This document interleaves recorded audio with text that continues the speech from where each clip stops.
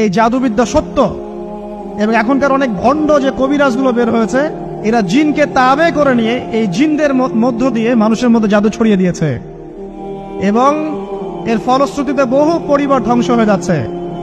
এই জাদুবিদ্যা সত্য। আরো একটা জিনিস সত্য, নবী সাল্লাল্লাহু আলাইহি ওয়াসাল্লাম বলেছেন ইন্না আইনাল হক, চোখের নজর সত্য। নবী করিম সাল্লাল্লাহু আলাইহি ওয়াসাল্লাম বলেছেন চোখের বদনজর সত্য। এই যে আমরা বলি ফেসবুকে এত বেশি ছবি দিয়েন না ভাই, ছবি তুলেন না, ছবি তুলেন না, বারবার যে বলে নিষেধ করি, কারণ কি জানেন? একটাই কারণ, বিকজ চোখ লাগাটা সত্য। মানুষের চোখ লাগে, এই কথা শুনলে অনেক মজুমদাররা হাসবে না? কথা বুঝতে পারেন নাই?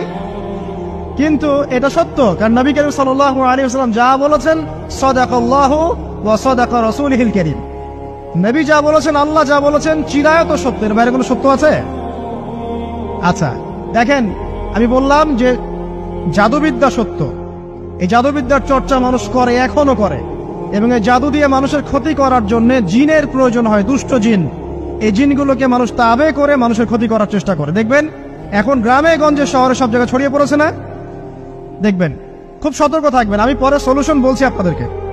আরেকটা বলেছি, নবী সাল্লাল্লাহু আলাইহি ওয়াসাল্লাম বলেছেন চোখের বদনজর এমন সত্য যে একটা উটকে এই রান্নার ডেকচির মধ্যে ঢুকাই ফেলতে পারে।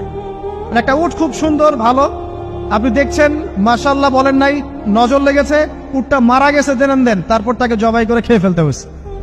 একজন সাহাবী গোসল করছিলেন, গোসল, এটা হাদিসে সহিহ, এই আলেম ওলামা যারা আছেন তারা জানেন যে এই হাদিসে সহিহ। একজন সাহাবী গোসল করছেন, তার গায়ের চামড়াটা খুব সুন্দর ছিল, একদম স্কিনটা অনেক সুন্দর থাকে না এমন কিছু মানুষ? আচ্ছা, এখন আরেকজন সাহাবী এই গোসল দেখছেন দূর থেকে, দেখে বলছেন যে কি চমৎকার তার শরীরের রংটা, যেন কুমারী নারীর মতো, অনেকটা এমন একটা কথা তিনি বলেছিলেন। সাথে সাথে এই সাহাবী অজ্ঞান হয়ে পড়ে গেছে। কোন সাহাবী? যিনি গোসল করছিলেন।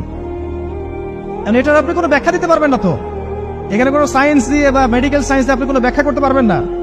একটা ব্যাখ্যা দিতে পারেন, কিন্তু কেন সেটা হলো সেটা আপনি অ্যান্সার খুঁজে পাবেন না। তো নবী সাল্লাল্লাহু আলাইহি ওয়াসাল্লামের কাছে নিয়ে যাওয়া হলো তাকে। তিনি বললেন যে এই ব্যক্তির ব্যাপারে কি কেউ ভালো মন্দ কিছু বলেছিল? তখন একজন সাহাবী বলেন, হ্যাঁ, অমুকে বলেছে এর স্কিনটা অনেক সুন্দর, তোকে ডেকে নিয়ে আসুন। ওকে ডেকে আনা হলো। ডেকে আনার পর নবীজি তাকে অনেক শাসালেন, তোমরা তোমাদের ভাইদেরকে কি মেরে ফেলতে চাও? তখন এই সাহাবী তো অবাক, আমি আবার কখন মারতে চাইলাম ইয়া রাসূলুল্লাহ? আমি তো মারতে চাই নাই, আমি তো খালি বলেছি যে তার গায়ের রংটা অনেক সুন্দর। তখন তিনি বললেন, কেন তুমি সুবহানাল্লাহ বললে না, কেন তুমি মাশাআল্লাহ বললে না? যখন মাশাআল্লাহ বলবেন, সুবহানাল্লাহ বলবেন, নজরটা লাগবে না। আর যখন আপনি মাশাআল্লাহ বলবেন না, সুবহানাল্লাহ বলবেন না, দেখবেন নজর লেগে গেছে। আপনি বিশ্বাস করেন ব্যবসা খুব ভালো চলছে, মানুষ বলল যে বাহ তোর তো ব্যবসা হেভি, লালে লাল শাহজালাল, ঠিক আছে, দেখবেন আপনার কেনা বেচা বন্ধ হয়ে গেছে। এরকম হবে, আমার কথাটা বিশ্বাস করেন। এটা কিন্তু সায়েন্স প্রমাণ করতে পারবে না, আল্লাহ এবং তার রাসূল বলেছেন, তার উপরে কোনো সত্য নেই। আছে সূরা কাহফ 29 নম্বর আয়াত পড়ে দেখেন, আল্লাহ পাক বলছেন ওয়াকুলিল হাক্কু মির রাব্বিকুম, সত্য সেটাই যা তোমার রবের পক্ষ থেকে আসে। ফামান শাআ ফালইউমিন, যার ইচ্ছা হয় বিশ্বাস করুক, ওয়ামান শাআ ফালইয়াকফুর, যার ইচ্ছা হয় সে অস্বীকার করুক। এই কারণে আমরা বলি ফেসবুকে এত বেশি ছবি দেওয়া, এই আই ওয়াশ করা, যে শোডাউন করা, হ্যাঁ, ইসলামের কিছু কাজ করলেন একদম মানুষকে না দেখাইতে পারলে ঘুম হচ্ছে না, এগুলো বন্ধ করেন, এগুলো বন্ধ করে দেন আল্লাহর ওয়াস্তে। অফলাইনে কাজ করেন, নিজেকে গোপন করার চেষ্টা করেন। যত বেশি মানুষের কাছে নিজেকে এক্সপোজ করবেন, কাজের বরকত কমে যাবে, কাজের বরকত কমে যাবে, চোখ লাগবে, নজর লাগবে। এবং চোখ লাগা বদ নজরে বহু আলেম আস্তে আস্তে মাঠ থেকে মাইনাস হয়ে গেছে না? যায় নাই? এখন কি আলেমদের সংখ্যা বেশি না কম? যত দিন যাবে আলেমের সংখ্যা আরো কমে যাবে। নবীজি বলেছেন আলেমদের সংখ্যা কমতে থাকবে, মানুষ জাহেলদেরকে আলেম বানিয়ে নেবে। তো প্রিয় ভাইরা, জাদুবিদ্যা সত্য, চোখের বদনজর সত্য, রাতের এই অনিষ্টগুলো সত্য, রাতের বেলা অনেক ক্ষতি আছে। এই জন্য নবীজি বলছেন বাচ্চাদেরকে বাইরে বের করো না, এবং তোমরাও রাত যখন গভীর হবে তখন এদিক ওদিক ঘোরাফেরা করো না। দেখবেন রাত যত গভীর হয় আমাদের শহরগুলো তত জীবিত হয়, তাই না? তাই না? রাত যত গভীর হচ্ছে শহর তত জীবিত হয়। চায়ের দোকানে আড্ডা বেশি, ওই সিনেমা দেখছে, টিভি দেখছে, ক্যারাম খেলছে, লুডো খেলছে, ঘুম নাই। ঘুম কখন? ফজরের আগে আগে। ফজরের নামাজ কিন্তু নাই, ফজরের ঠিক আগে আগে, আবার ওই যে জোহরের নামাজের সঙ্গে উঠতেছে। এখন আমাকে বলেন, এরকম জেনারেশনকে দিয়ে কি আসলে ইসলামের কোনো খেদমত হবে? আচ্ছা, নবীজি রাতের বেলা আর্লি ঘুমাতেন, আল্লাহ পাক আমাদের সবাইকে তাড়াতাড়ি ঘুমানোর তৌফিক দান করুন। হ্যাঁ, আপনি ইলম চর্চা করলে রাত জেগে থাকতে পারেন, আপনি যদি জ্ঞান চর্চা করেন রাত জাগতে পারেন, আপনি কোনো গবেষণা করছেন, নামাজ পড়ছেন বা কোরআন হিফজ করছেন, আপনি রাতের আর্লি উঠবেন, এটা আলাদা বিষয়। কিন্তু কমন ভাবে আমাদের এই যে ফেসবুক, ইউটিউবিং ইত্যাদিতে আমরা লিপ্ত থাকি, সারা রাতটা কাটাই আড্ডাবাজি করে, এগুলো বন্ধ করতে হবে।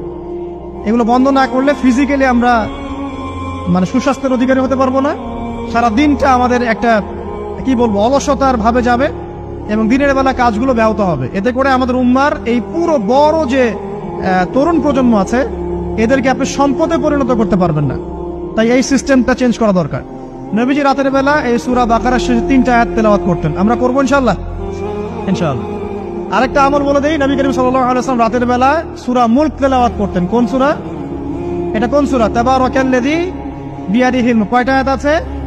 30টা আয়াত আছে। নবীজি বলেছেন সাল্লাল্লাহু আলাইহি ওয়াসাল্লাম এই সূরা আপনাকে কবরের আযাব থেকে বাঁচাবে ইনশাআল্লাহ। কবরের আযাব থেকে তো ভাই বাঁচা খুব সহজ নাকি? আমাদের মধ্যে এমন কেউ নাই, শোনেন, আমাদের মধ্যে এমন কেউ নাই আলেম জালেম মুফতি মুহাদ্দিস রাজনৈতিক নেতা পলিটিশিয়ান বিরোধী দল জাতি তারপরে যে সরকার দল যে আছে না কেন কবরের শাস্তি ফেস করবেন এমন একটা মানুষ নাই, কেউ নাই পৃথিবীতে। এই যে আপনি দেখছেন ওই যে কি ইসরায়েলের প্রধানমন্ত্রী, ওই রাশিয়ার প্রধানমন্ত্রী, ওই চায়নার সভ্যতা, পশ্চিমা সভ্যতা, এমন কেউ নাই পৃথিবীতে এখন যাকে কবরের শাস্তি ভোগ করতে হবে না। আছে? সবচেয়ে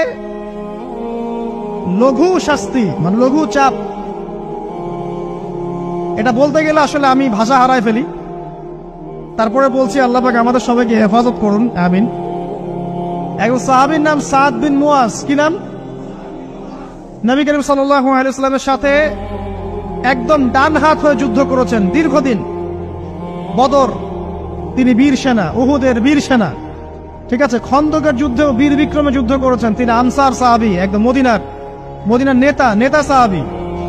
সব সাহাবী কিন্তু একরকম নন, কেউ ছিলেন নেতৃস্থানীয় সাহাবী, তিনি ছিলেন একজন নেতৃস্থানীয় সাহাবী, ঠিক আছে।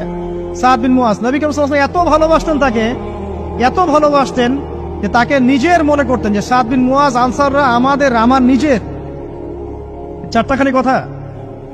এই সাহাবীর খন্দকের যুদ্ধে এই যে হাতের এই দিকে সম্ভবত হাতের এই রগের মধ্যে একটা তীর এসে লাগে এখানে,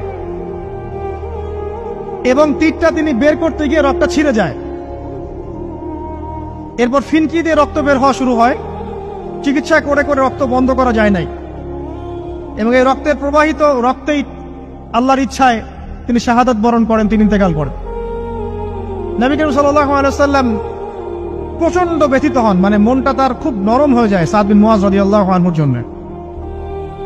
তো এই সাহাবীর যখন জানাজার নামাজ পড়ানো হচ্ছে, নবীজি বলছেন 70,000 ফেরেশতা তার নামাজে অংশ নিয়েছে। আর এই সাহাবীকে যখন কবরে শোয়ানো হয়েছে, নবী করিম সাল্লাল্লাহু আলাইহি ওয়াসাল্লাম পরে জানিয়েছেন কবরের যে মৃদু চাপ, সাদ বিন মুয়াজ রাদিয়াল্লাহু আনহুর কবরেও সেই মৃদু চাপ দেয়া হয়েছে। আমি কি বুঝাতে পারলাম ভাই? আমাদের কোনো দাম আছে এখনকার পলিটিশিয়ানদের কোনো দাম আছে? এখনকার সমাজ নেতার কোনো দাম আছে? এখনকার সুদখোরদের কোনো দাম আছে? এই ঘুষখোর দুর্নীতিবাজদের কোনো দাম আছে? আমরা যারা কাঠমোল্লা হয়ে আছি আমাদের কোনো দাম আছে? সাদ বিন মুয়াজ রাদিয়াল্লাহু আনহু যদি কবরের শাস্তি তাকে না ছাড়ে, প্রশ্ন উত্তর পর্ব তাকে না ছাড়ে, আমরা পার পাবো? নবী করিম সাল্লাল্লাহু আলাইহি ওয়াসাল্লাম বলছেন সূরা মুলক তেলাওয়াত করো রাতের বেলা, ইনশাআল্লাহ সূরা মুলকের তেলাওয়াত কবরের আযাব থেকে তোমাকে বাঁচান।